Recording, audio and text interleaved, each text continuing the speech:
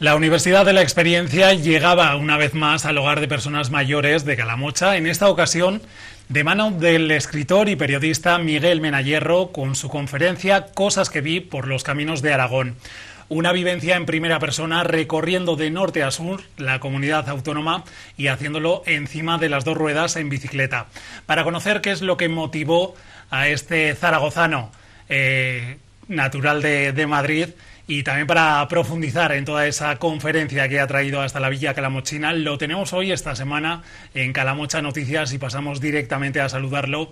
Miguel, buenas tardes. Buenas tardes, Adrián. Bienvenido al plató de Muchas Calamocha gracias. Noticias. Gracias. Yo mencionaba, veníamos ya de esa noticia previa que nos adentraba un poquito, bueno, pues en la conferencia que llegaba a través de esa Universidad de la Experiencia, pero ¿qué abarcaba y qué es lo que ofreciste, que has ofrecido también a los vecinos, a los mayores de Calamocha y del Jiloca?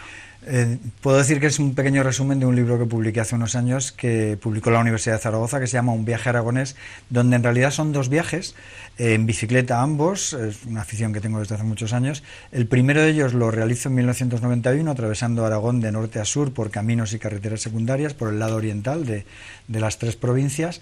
Y el primer viaje lo hago por puro placer, por desafío, por reto. Era mi primer viaje en bicicleta, también un poco por entrenamiento para hacer posteriormente el Camino de Santiago. Y lo que pasa es que 25 años después repito la experiencia, hago el mismo viaje, el mismo recorrido, en las mismas condiciones, una mochila, una bicicleta de montaña, el mes de agosto. Y el resultado se convierte en un libro y se convierte también en una conferencia, que es un extracto en el que hago una comparativa de, como decía aquella canción, de cómo hemos cambiado en muchas cosas en ese recorrido por Aragón. En ese primer viaje de 1991, no sé si las paradas fueron consecuencia de, pues un poco a lo mejor el cansancio, necesidad de coger energía, beber, repostar o incluso, bueno, pues comer o cenar y alojarse en algún establecimiento, o ya se había marcado un poco el mapa en el que quería hacer pues esas paradas necesarias para disfrutar también un poco de cada una de esas localidades.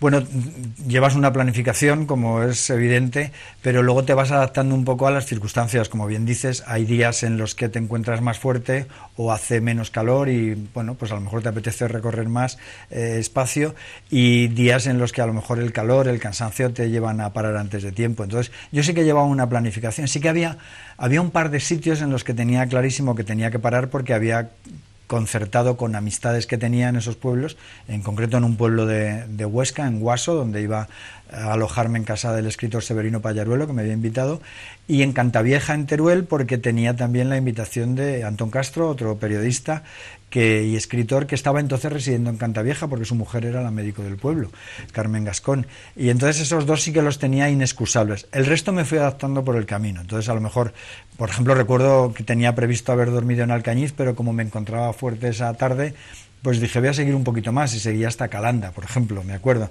Entonces, en viaje en bici es muy bueno llevarlo planificado, pero luego también es bueno ir adaptándote a lo que el propio recorrido te sugiere, ¿no? Podríamos decir que se dejó enamorar, ¿no? Un poco de todo el paisaje y todo lo que iba encontrando. Eso, por supuesto. Si algo tenemos en Aragón es paisaje, pues como decía la canción de la Bullonera, con una letra que escribió La Bordeta, esta tierra dura, hermosa y salvaje, ¿no? Entonces es muy salvaje todavía la geografía aragonesa, la orografía, sobre todo además en la provincia de Teruel, en zonas como el Maestrazgo, es tan abrupta, ¿no? tan misteriosa, que muchas veces bueno, por supuesto te enamora y te lleva a pararte en muchos sitios. ¿Cuántos kilómetros fue ese trazado de norte a sur y además por cuántas localidades pasó? Mejor dicho, hizo parada y también disfrutó pues, de ese patrimonio paisajístico, pero también el natural y el monumental, por supuesto. El recorrido fueron más o menos 500 kilómetros. Hay que tener en cuenta que no vas en línea recta cuando haces este tipo de recorridos, y más cuando eliges, muchos de los sitios eran caminos, no carreteras, entonces zigzagueas mucho. Incluso en el primer viaje, que no existían los GPS, te pierdes muchas veces, utilizaba mapas, a veces cogías un camino que acababa en un sembrado, tenías que volver. Bueno, entonces entonces más o menos 500, llevaba cuenta kilómetros y me salieron algunos más, pero vamos a poner 500 ¿no? kilómetros, sí. 500 kilómetros por el lado oriental, saliendo del Valle de Ordesa, continuando por Sierra de Guara, por lugares como Alquézar, Somontano, luego Monegros, Bajo Aragón, Bajo Aragón, Maestrazgo y Sierra de Gúdar y Jabalambre. 50 localidades son las que atravesé, 3 localidades, digamos, grandes, que son Caspe, Alcañiz y Calanda, y todas las demás muy pequeñas, muy pequeñas. Y la verdad es que pues hay muchos lugares que te enamoran, ¿no? Lugares famosos como Alquézar, pero yo recuerdo que en aquel primer viaje descubrí Cuevas de Cañar, que es un lugar es una pedanía de Castellote, que es un lugar que me fascinó y que 25 años después además había cambiado mucho, había mejorado mucho, tenía infraestructura turística y sigue siendo un lugar precioso, pero la primera vez todavía te sorprende más porque no sabía nada de Cuevas de Cañar. Ahora casi es famoso después de que haya salido el cantante Guitarrica de la Fuente, que lo vimos en los premios Goya, que procede de allí y que ha puesto a Cuevas de Cañar en el mapa. Y que además desde luego lo ha puesto pero bien situado, sí. y por todo lo alto. Centrándonos un poco en esas 50 localidades, supongo que será difícil, pero en ese 1991, ¿qué lista podríamos hacer de los sitios que más le llamaron la atención, aparte del que nos acaba de mencionar, sí. Pues por diferentes motivos? Sí, a mí todo, la verdad es que los parajes más solitarios son los que más te impresionan, ¿no? Entonces, como digo, los parajes del Maestrazgo, algunos ya los conocía porque había hecho turismo también en bicicleta en la zona del Maestrazgo, los parajes de Sierra de Gúdar, Jabalambre, hombre, claro, aquella fue la primera vez que estuve, por ejemplo, en Rubielos de Mora, ¿no? Que es, claro, un lugar impresionante, ¿no? Y aparte de los pueblos, de esos, Dos Torres Mercader, también un pueblo que me gustó mucho, los parajes, los sitios más pequeños, ¿no? Villarluengo, Cañada de Benatanduz, con unos paisajes impresionantes. Cantavieja ya lo conocía, toda esa pista de Cantavieja hacia Mosqueruela, todo eso me impresionó mucho. Me impresionó mucho Linares de Mora, me encantó, tenía una vista desde el otro lado de la carretera preciosa. O sea, la verdad es que toda la zona del Maestrazgo me conocía alguna parte, otra la descubrí entonces y me cautivó muchísimo. Le enamoró y cambió esa lista de 1991 a pasados esos 25 años en la que se marcó otra vez pues hacer por segunda vez todo ese recorrido, esos en torno a 500 kilómetros. No sé si modificaría la lista de lo más llamativo. Bueno, lo que me llamó, o sea, lo más llamativo seguía siendo lo mismo, lo que pasa es que había algunos lugares que habían cambiado notablemente, sobre todo lo que explico, Alquézar era el lugar que más había cambiado, porque en el 91 todavía lo del turismo de barranquismo que se puso de moda en la Sierra de Guara, incluso el turismo rural, eran todavía cosas de muy escasa penetración. Todavía el turismo rural que hacíamos la mayoría entonces era ir a nuestros pueblos de origen, no ir a otros lugares. Y Alquézar era el lugar que más había cambiado. La infraestructura turística de la primera vez que llego yo a Alquézar, que solo había una fonda, encontrarme después de un montón de apartamentos rurales, casas rurales, hoteles, todo tipo de albergues, escuelas de montaña, empresas de guías de barrancos. Es el lugar que más me impresionó cómo había cambiado gracias al turismo. Alquézar yo lo comparo mucho con Albarracín. Son dos localidades que han experimentado un crecimiento turístico muy notable. Haciendo ese análisis, además también en el que se basa el libro, que mencionaba al principio, también la conferencia, pues intenta sacar un poco pues esas conclusiones principales de esos dos recorridos, 25 años de diferencia. ¿Cómo se ha visto pues el turismo? Ya nos destacaba el de Alquézar, pero también a nivel regional se ha potenciado mucho, ha habido zonas que más bien se han quedado un poco 2-3 pasos atrás y que no han sabido a lo mejor subirse al tren de potenciar el turismo que existe en su zona. Bueno, yo creo que el turismo es probablemente el mayor cambio que hay entre los dos recorridos. Por ejemplo, zonas que no eran nada turísticas cuando pasé la primera vez, Monegros no había nada de infraestructura, no encontré ni una sola casa de turismo rural, por ejemplo. 25 años después sí que las había, prácticamente en todas las localidades, había hotelitos, había casas de turismo rural y otros lugares también pues que no tenían una cierta tradición y habían sabido encontrar un enganche y promocionar zonas no tan llamativas, ¿no? Como zonas incluso que a veces hemos hablado como zonas desérticas y habían conseguido pues un cierto impulso turístico. Por ejemplo, tampoco en el primer viaje no existía el turismo paleontológico de Dinópolis. Cuando vuelvo años después, Dinópolis no solo está en Teruel capital, sino que está en lugares por los que yo he pasado, como Castellote, que tiene una subsede de Dinópolis. Cuando paso en el primer viaje en bicicleta, los viajeros en bicicleta éramos una excentricidad, era una cosa muy rara. Y ya me encuentro, por ejemplo, en Monegros, que hay mucho turismo en bici por la Orbea Monegros, que es una prueba que ha puesto Monegros en el mapa, y en el Maestrazgo, que se han creado centros BTT, centros para asistencia de quienes utilizan la bicicleta de todoterreno, que es lo que es BTT. Ese tipo de cosas pues no sucedían. Y también una cosa que tampoco, que parece que es de toda la vida, pero lo que se llama el turismo de los hoteles con encanto. Por ejemplo, vuelvo a hablar de Cuevas de Cañar, me encuentro el Hotel Don Íñigo de Aragón, un hotel con spa, con una serie de cosas que demanda ahora un turismo que busca eso, la tranquilidad, los espacios naturales, y también busca sobre todo buena gastronomía, un lugar pues majo para alojarse. Todo eso había cambiado una barbaridad. Lo que también hay que decir que, claro, la mayoría de las poblaciones no pueden vivir solo del turismo. Yo creo que Alquezar es una rareza, pero para muchas otras sí que puede ser un complemento, ¿no? Para poblaciones que siguen viviendo sobre todo de agricultura y ganadería, pero el turismo les ha supuesto un complemento, sobre todo en el Maestrazgo, por ejemplo. Puede ser un segundo motor para dinamizar un poco el sector económico de la zona.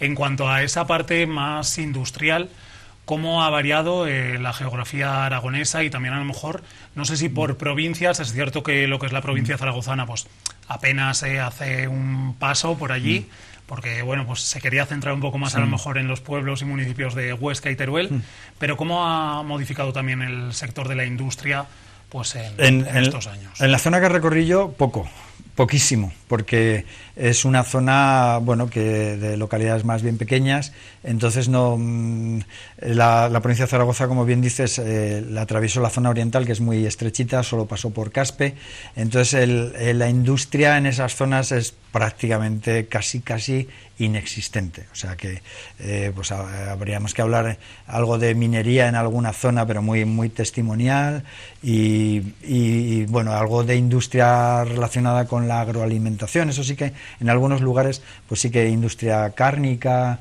y poco más, la verdad es que eso, hombre,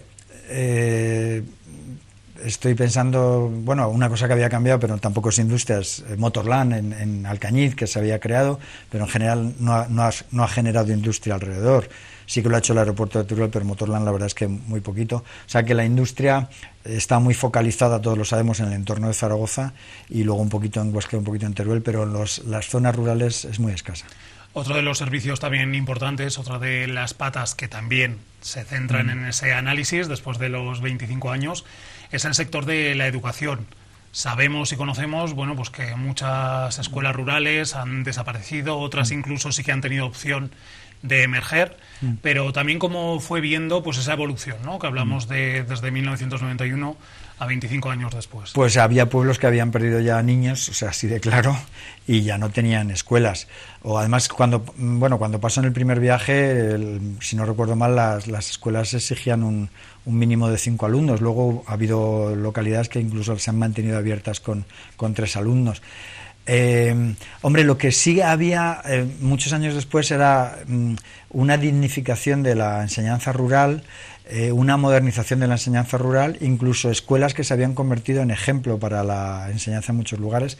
Estoy pensando, por ejemplo, en Pitarque, que pasé cerca de Pitarque, pasé por Villarluengo, y se había convertido en una referencia de escuela rural por una serie de apuestas a veces incluso de maestros que proceden de ciudades pero que han apostado fuerte por la escuela rural. Se había modernizado en muchos sentidos. También hay que tener en cuenta, en el año 91 Internet era testimonial, no existía, desde luego en la educación no se utilizaba. Yo trabajaba en un medio de comunicación y no teníamos Internet en el año 91, lo empezamos a tener a partir del año 96 o más o menos. Y ya, por ejemplo, en el segundo viaje, Internet había llegado a las escuelas con la revolución que eso suponía para el medio rural. O sea que escuelas habían cerrado algunas porque los pueblos se quedan con muy poquitos habitantes, pero otras, las que se mantenían abiertas, se habían dignificado mucho. Y habían evolucionado, ¿no? Y dado los se habían pasos modernizado, necesarios claro, para estar actualizados en ese tema de nuevas tecnologías que totalmente, a lo mejor pues en la década de los 90 totalmente era testimonial. Hombre, en el primer viaje, yo hay un dato que doy, en el primer viaje que hago en el año 91 en España había 54.600 teléfonos móviles abonados a teléfono, 54.600 en toda España.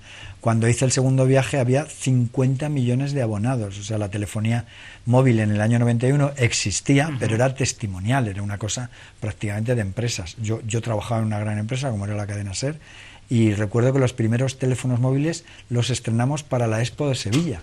Me acuerdo que fue la primera vez que nos dieron teléfonos móviles, que eran unos trastos impresionantes. Que eran aquellos grandes. Exacto, en el año 92 en una empresa grande. Y también cómo cambia un poco la visión desde las dos ruedas. Sabemos también, bueno, pues que al final has viajado mucho por la comunidad, gracias también a la radio, a tu trabajo hasta hace pues el 2021. ¿Cómo ha sido el verlo sobre las dos ruedas en ese recorrido de bicicleta? Me da igual si fue el del año 91 a 25 años después, o bueno, pues también un poco, ¿no? Porque cambia y dista mucho de lo que estamos acostumbrados. Sí, viajar en bicicleta, que yo el primer viaje lo hice un poco casi como entrenamiento para hacer el Camino de Santiago, que era lo que me hacía ilusión. El especial. Objetivo principal. Sí, un poco por ver, por probar. Primero un viaje más corto, como fue ese que hice en 8 días. El Camino de Santiago ya lo haría el año siguiente en 15 días. El viajar en bicicleta tiene una particularidad, y es que vas a un ritmo que te permite fijarte en los detalles, cosa que en un coche no te fijas tanto en los detalles, pero en una bicicleta, sobre todo cuando subes o cuando llaneas, vas a un ritmo, claro, bajando un puerto no, pero en el resto de los recorridos vas a una velocidad, más con bicicleta de montaña, que bueno, pues vas fijándote en muchos detalles y también vas reflexionando mucho, porque el ciclista, sobre todo en soledad, pues va pensando, va reflexionando. Mucho tiempo, ¿no? Muchas horas para pensar. Muchas horas, exactamente. Entonces, claro, el coche puede recorrer mucho más, pero el paisaje te cala de otra manera, y el paisaje y el paisanaje te detienes más a hablar con la gente, etcétera, etcétera. Por otra parte, también, por ejemplo, claro, hay muchos andarines. Yo en el segundo viaje en bicicleta me encontré con una persona que estaba haciendo un viaje como caminante, que es otra manera todavía más detallada de fijarte en las cosas, pero claro, cuando vas andando avanzas muy poquito. La bici puedes hacer recorridos de bastantes kilómetros en un solo día, cosa que caminando pues siempre es más limitado, no tanto como un coche, pero puedes avanzar bastante y al mismo tiempo fijarte mucho más, que te cale lo que ves de una manera muy distinta a como lo ves desde un coche. ¿Las salidas en bicicleta tienen banda sonora? ¿O exclusivamente es los pensamientos, las reflexiones que aludía ahora? A ver, yo en bici soy incapaz de ponerme música. También me gusta mucho caminar, y he de decir que cuando camino, ahora sí que en el móvil me pongo Spotify con música tranquila, y me gusta que me acompañe cuando voy solo, claro, que no vas hablando. Practico mucho el senderismo y me gusta ponerme música de fondo, andando, pero en bici soy incapaz, no sé por qué, pero en bici no puedo llevar música, ¿no? Aparte, no sé, me parece casi como antinatural, o sea, con el esfuerzo de la bici no me puedo poner música. Prefiere disfrutar a lo mejor del sonido de la naturaleza, sí, del pedaleo, ¿no? Sí, bueno, en realidad dices, ¿y andando por qué sí? Pues no lo sé, andando me acompaña la música, me gusta, pero también una cosa curiosa, cuando me pongo música, cuando voy andando, nunca con auriculares, o sea, porque quiero seguir escuchando los sonidos de alrededor, sean los pájaros, sea el viento, lo que sea. Pero no me importa ponerme música de fondo, me meto en el bolsillo y que suene un poco. Pero en la bici no, en la bici nada, en la bici solo bici, pedalear y ya está. ¿Qué suena en esos paseos diarios de Miguel Mena? Yo tengo una lista en Spotify que es de música tranquila, que llamo yo. O sea, a mí me parecería inconcebible ponerme reggaetón para caminar, ¿no?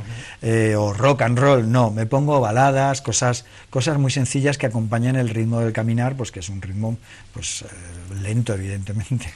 Además, siempre ha apoyado, bueno, pues en materia musical a los grupos de sello aragonés, también en materia de literatura. Sí. ¿Cuáles serían, podríamos decir, referentes o pues esos apoyos que sí que esos grupos o esos autores, escritores que cuentan con su apoyo? Bueno, yo trabajé muchos años en musicales en la cadena SER en Zaragoza. Empecé en musicales y tuve la inmensa suerte de empecé en los años 80, en el año 83, y asistí a la eclosión, a la explosión de los grupos musicales de la época. Yo siempre cuento como anécdota que yo, por ejemplo, a Bunbury lo conocí cuando él tenía 16 años. Fue las primeras actuaciones que le vi. Yo vi nacer a los Héroes del Silencio. Recuerdo a aquellos chavales que venían a la radio, que eran unos chavales jovencísimos. Conocí a Amaral, a Juan Aguirre antes, porque estuvo en un grupo que se llamaba Días de Vino y Rosas, a Eva Amaral pues más tarde, cuando ya formaron el dúo.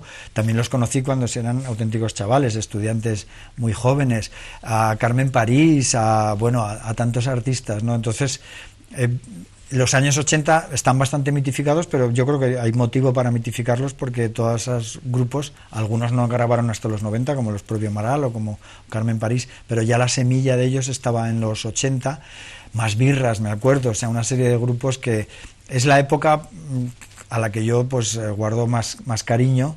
Pero bueno, escucho ahora las cosas actuales y, por ejemplo, pues estoy pensando en artistas turolenses como Anahu, esta chica de Alcañiz, que pasó por Operación Triunfo y que la verdad que me gusta mucho porque ha evolucionado y tiene una personalidad muy potente. Ahora mismo también me gusta Eva McBell, que es una chica de Zaragoza, el apellido es artístico, parece escocesa, pero es de Zaragoza, que está haciendo cosas muy interesantes. Y he nombrado antes a Guitarrica de la Fuente, que aunque nació en Benicàssim, él lleva a gala sus orígenes turolenses, y esa canción, que además la primera que le puso en el mapa, cuyo estribillo dice: en las cuevas de Cañar la vida es tan bonita que parece de verdad, ¿no? Él, además lo vimos, me gusta recordarlo, en los premios Goya, cantando esa versión de Qué bonito, de Rosario, y es un artista impresionante, con raíces turolenses y que, bueno, casi se puede considerar aragonés.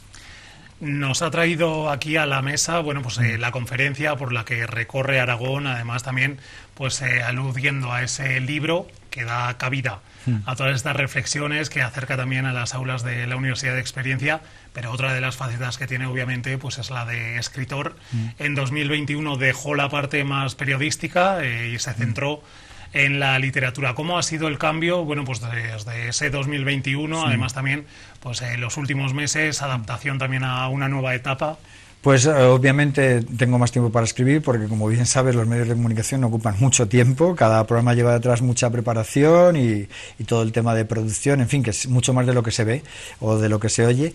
Entonces ahora tengo más tiempo y la verdad es que lo estoy aprovechando, porque he publicado 2 libros en este tiempo. El año pasado publiqué una novela, Puente de Hierro, una novela que hace un recorrido un poco desde los años 60 hasta principios de los años 2000.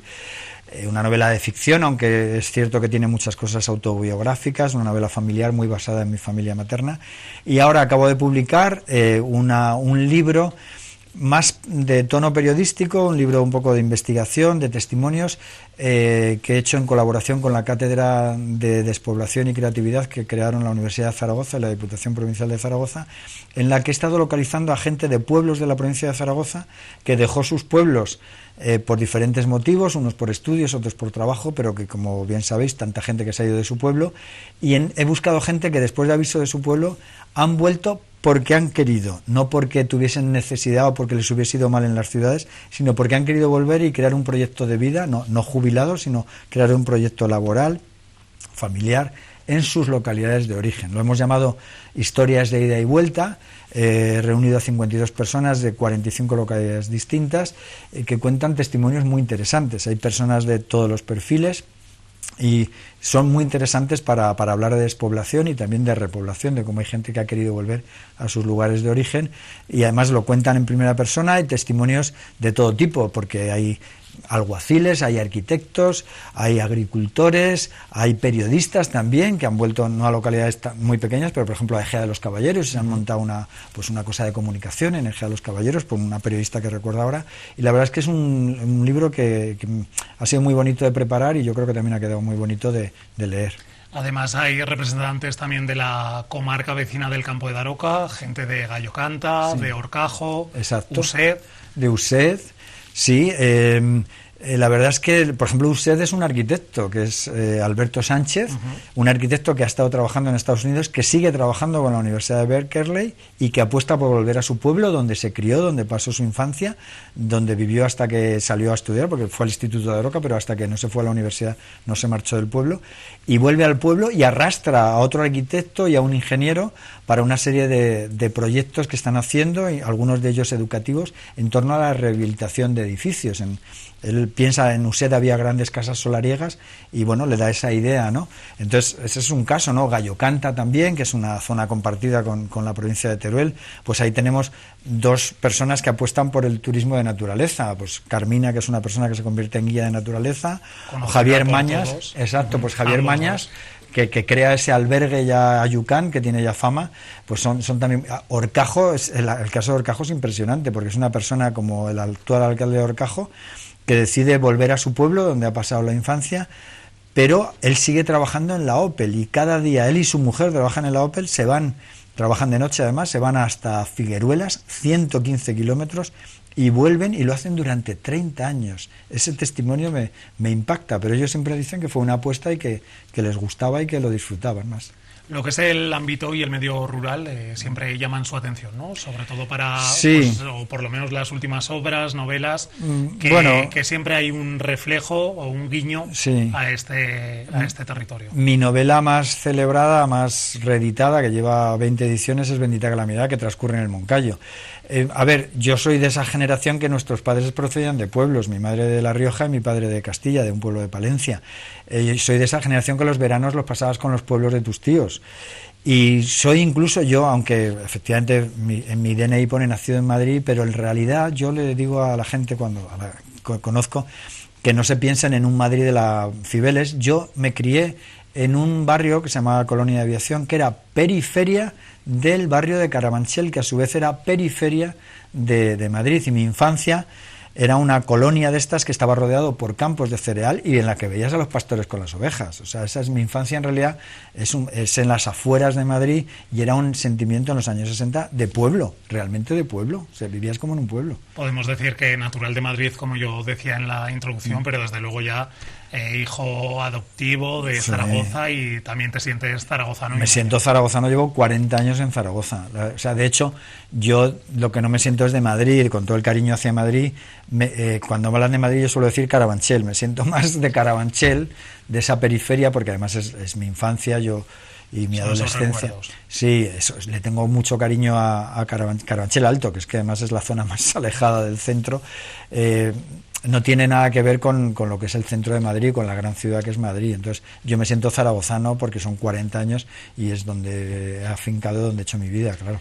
Aludía a Bendita Calamidad, una de las adaptaciones con las que cuenta dentro de su bibliografía. Sí. No sé si en algún momento llegó a pensar, bueno, pues en convertir lo que había escrito en un producto audiovisual, o cómo llega el momento de la propuesta de Gaitka, que es un poco el que dirige, ¿no?, esta obra. A mí no se me había pasado por la cabeza. Escribes una novela y ahí está. Entonces, Gaizka Urresti leyó la novela y le pareció muy divertida, le pareció que se podía convertir en una película, me llamó, nos conocíamos un poquito nada más, yo le conocía su trabajo y entonces, bueno, surgió esa idea de hacer la película, pero antes hizo un cortometraje documental sobre otro texto mío que se llama Un Dios que ya no ampara, que es un documental de 20 minutos, que estuvo también nominado a los Goya. Luego hizo Bendita Calamidad, y bueno, y aún está intentando adaptar otra obra mía, que es Alcohol de quemar, pero en el entretanto, yo, que no había tenido relación con el mundo del cine, la empecé a tener, y él me pidió que colaborase con él como guionista del documental sobre la Bordeta.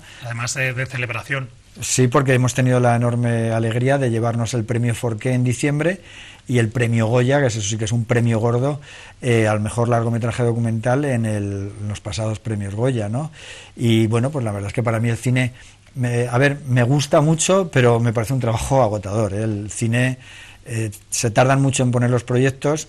Como yo explico a la gente, escribir una novela es un trabajo que haces tú solo y que, bueno, no te lleva más trabajo que eso, que solo escribir. Depende de uno solo mismo. Depende de uno mismo, y luego pues la editorial a la hora de publicar. Pero el cine implica muchísima gente, o sea, el cine moviliza a mucha gente y es muy caro. No hay más que ver en los créditos de una película, si te quedas a ver, no ya la cantidad de gente que sale, que es impresionante, sino la cantidad de profesiones que salen, porque lo que tú escribes, tú te inventas ahí lo que quieras, pero luego solo tienen que poner en marcha electricistas, decoradores, peluqueras, maquillaje, una lista enorme.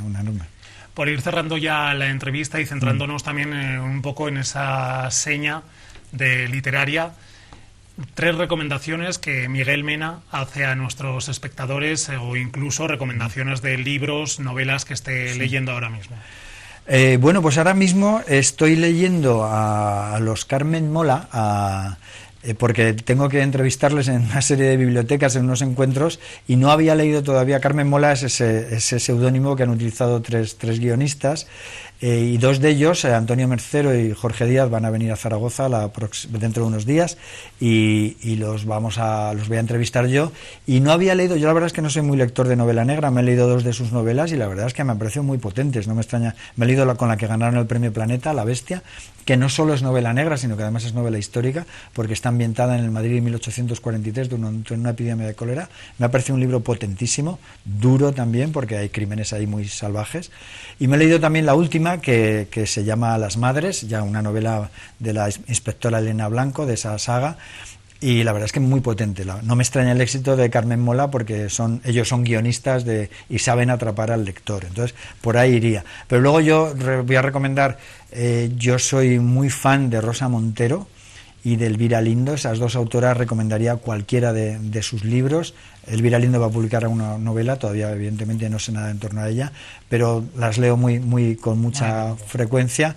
Creo además que la nueva novela de Elvira Lindo, por cosas que le he leído, va a estar ambientada en el rincón de Ademuz, que es de donde procede su familia. Ella ha contado siempre que pasaba los veranos en Ademuz, y que iban de compras a Teruel capital, claro, que es el rincón de Ademuz, es provincia de Valencia, pero en realidad está al ladito de Teruel capital, y estoy expectante por esa novela, pero recomendaría cualquier novela de Elvira Lindo y de Rosa Montero, porque me apasionan las dos. Y luego quiero recomendar una novela que acaba de publicar Ignacio Martínez de Pisón, escritor aragonés, uno de nuestros grandes escritores, que ha publicado, él ha escrito sobre todo de la transición, él ha escrito muchas novelas ambientadas años 60, 70, 80, pero ahora se ha ido más atrás y ahí se ha ido a la posguerra, y ha publicado un novelón de 700 páginas, de 700 páginas, que se llama Castillos de Fuego, que está ambientado en ese Madrid de justo después de acabar la guerra, y que, bueno, es una novela dura porque describe un Madrid pues duro, de supervivencia para mucha gente, pero apasionante, como también todos los libros de Ignacio Martínez de Pisón. Pues yo creo que esas recomendaciones, más obviamente esa Zaragoza, Historias de Ida y Vuelta, que es el último libro que publicaba Miguel Mena Hierro. Nos vamos a despedir, le damos las gracias por estar con nosotros en el plató de Calamocha Noticias, y ya sabe que cuando quiera puede volver a este plató. Pues he estado muchas veces en Calamocha, vuelvo siempre con mucho gusto, y muchísimas gracias a vosotros. Muchas gracias.